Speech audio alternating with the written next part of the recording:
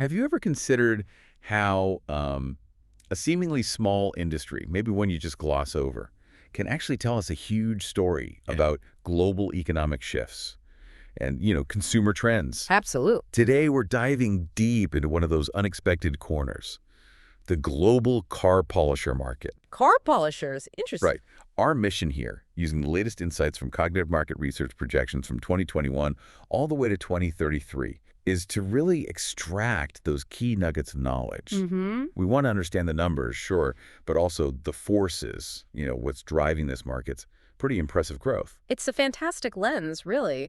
What might seem like, well, a niche product car polishers, it actually opens up this window into broader consumer behavior, shifting values around the world. No. So as we explore these projections, we'll give you a clear structure, try to balance that big picture with some memorable examples, and really get into the why behind these market moves, help you leave feeling genuinely well-informed. And the overall picture, it's genuinely surprising, I found. The global market was valued around, $676 million back in 2021? Okay. But here's where it gets interesting. It's projected to hit nearly $885 million by 2025, Mm-hmm. and then really accelerate to over $1.5 billion by 2033. Wow. Okay. That's a compound annual growth rate, CAGR, of almost 7%. How does a market for something like, well, car polishers achieve that kind of growth? It suggests something bigger, right? That 6.975% CAGR, yeah, that is significant. Yeah. It basically indicates a market that's set to more than double in, just over a decade? Right. It's a strong signal, definitely, of health and increasing demand.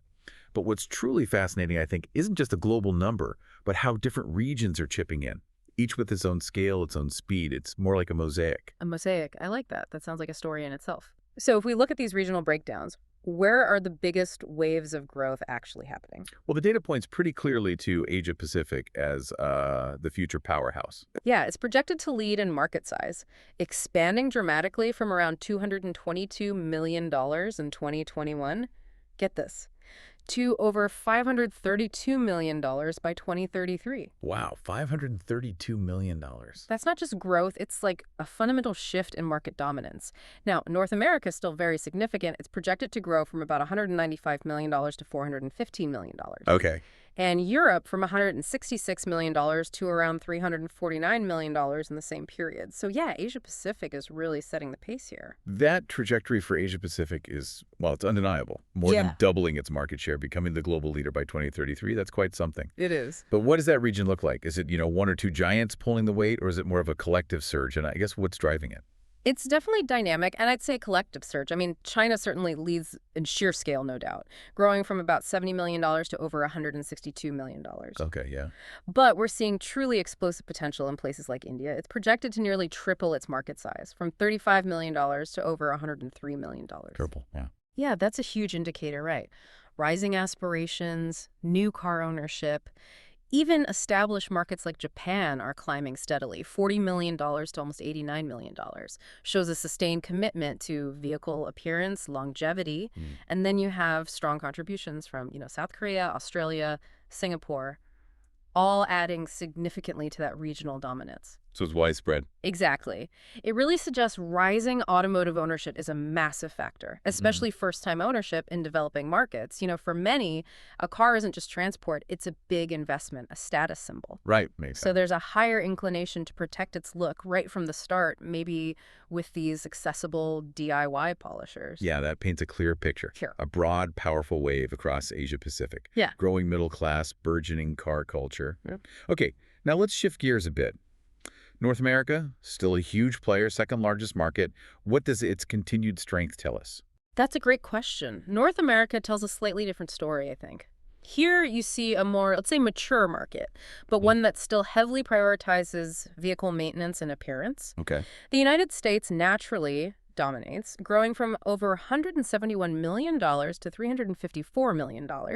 That indicates a really deeply ingrained culture of car care. Canada also shows robust growth, almost $19 million up to over $52 million.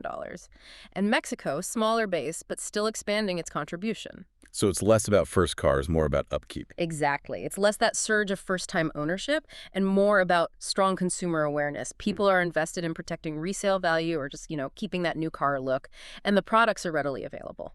Got it. And moving across the Atlantic. Yeah. Europe, equally fascinating. Thanks. Such a diverse continent, different economies, different car cultures. Yeah. Yet collectively, it's a big growing market. What are the trends there? Yeah, Europe's interesting. It's kind of a blend. You've got established economies, high car ownership, often a focus on maintaining premium vehicles. Germany, for instance, big auto country, expected to grow from over $31 million to $64 million. France, the UK, also showing consistent upward trends. Significant growth. Okay.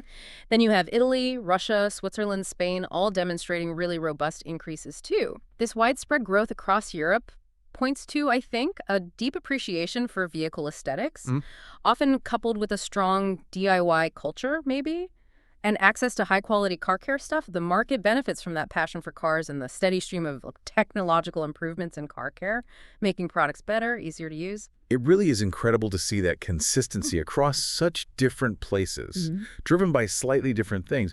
But the story doesn't stop there, does it? We should look at what you might call the next wave. South America, the Middle East, Africa. Smaller shares maybe, but significant increases. Precisely. These regions really highlight emerging opportunities, increasing consumer buying power. Look at South America. Total market projected to more than double, from about $46 million to over $107 million. Doubling again. Yeah. Brazil leads that charge, substantial growth. Argentina also making a strong contribution. Then the Middle East, expanding from almost $28 million to over $68 million. Saudi Arabia, the UAE are key drivers there. Okay. And finally, Africa, showing strong growth too, nearly $19 million up to over $47 million. Nigeria and South Africa really stand out. So what's the common thread there? What's compelling is how rising car ownership and increasing consumer awareness are kind of converging in these markets. As disposable incomes go up, access to vehicles expands, so does the desire to protect that investment. And better products help too, presumably. Absolutely. Fueled by readily available and improving car care technology. It all links together. So we've navigated the numbers, pinpointed the growth spots globally. Let's bring it all back home now. What does this actually mean? Why this consistent, robust growth for car polishers? It's clearly more than just people wanting shiny cars, isn't it? Feels deeper. You're absolutely right. It goes much deeper than just looks. And the trends we've seen globally, they really tie back to three core driving factors that cognitive market research identified. We sort of touched on them, but let's connect the dots. Oh, yeah. First, and maybe most obvious, rising automotive ownership. We talked about this, especially first-time ownership in developing markets. Asia Pacific, South America, Africa. Right, the status symbol aspect. Exactly. Big investment status symbol drives that desire to protect the look, often with DIY polishers because maybe professional services are less available or affordable. It's tied to economic development. Makes sense. What's number two? Second is increasing consumer awareness for vehicle maintenance. It's not just knowing how to polish, but understanding the benefits. You know, paint longevity, UV protection, maintaining resale value. Yeah, information is everywhere now. Precisely. People are more educated, more invested in keeping vehicles top-notch, especially true in those mature markets, North America, Europe, where value and appearance are big priorities. Okay, ownership awareness. And the third? And finally, technological innovations in the products themselves. That plays a huge role. Right, easier to use polishers. Think about it.